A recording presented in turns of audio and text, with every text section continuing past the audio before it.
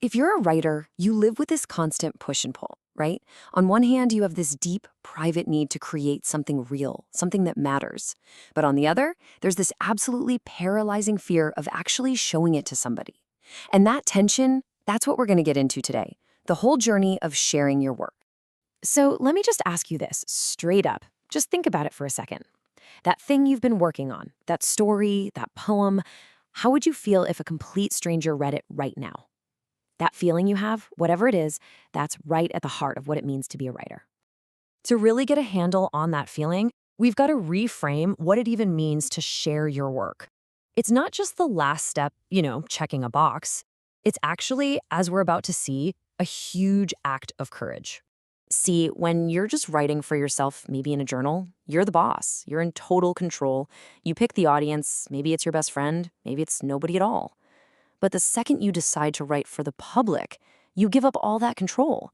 You're basically opening the door and saying, all right, world, come on in. And this is really the core of it all. To write anything that's worth reading, you have to be vulnerable. You have to be willing to expose your deepest, weirdest, most private thoughts to the judgment of people you will never meet.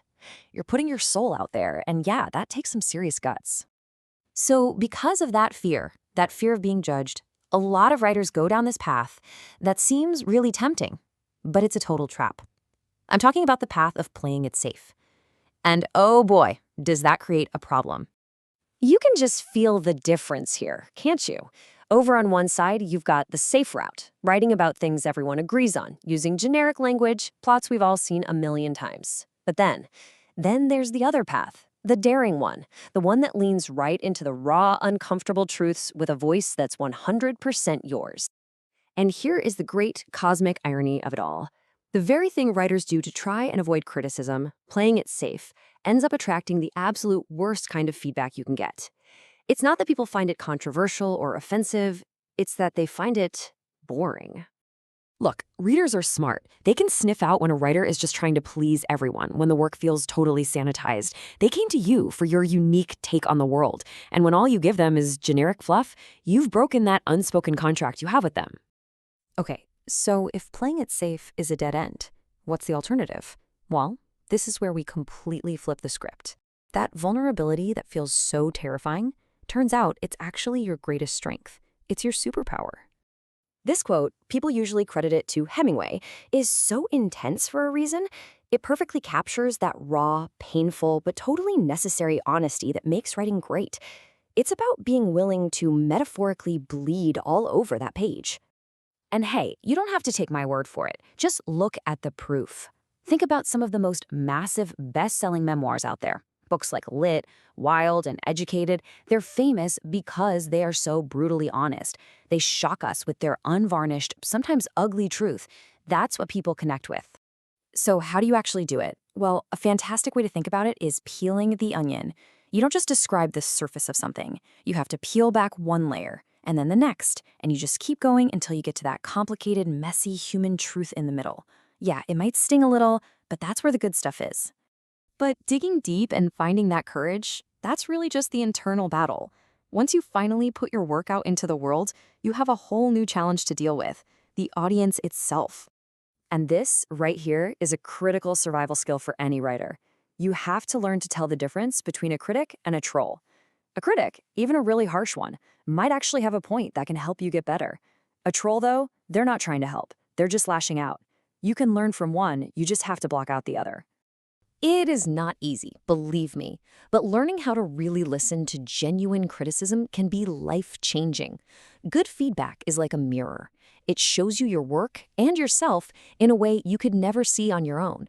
It can point out blind spots and help you become a much wiser, more honest writer. All right, let's talk about one of the absolute hardest parts of this whole process.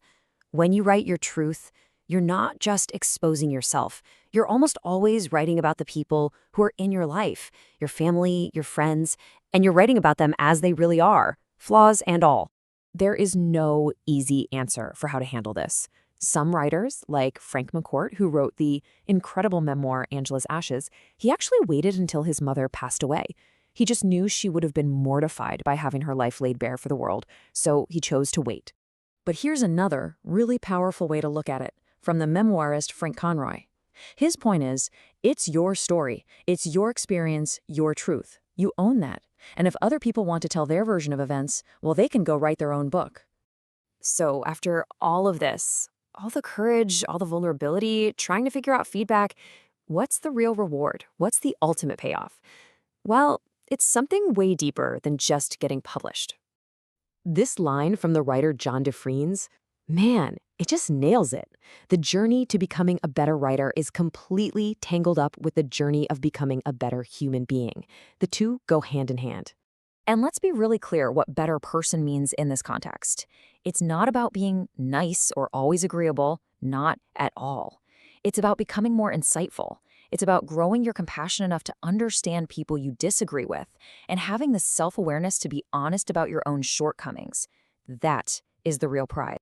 So we end up right back where we started, but everything looks different now, doesn't it? We know that writing is an act of courage. So the only real question left to ask is, what's the story inside of you that's just waiting for you to be brave enough to tell it?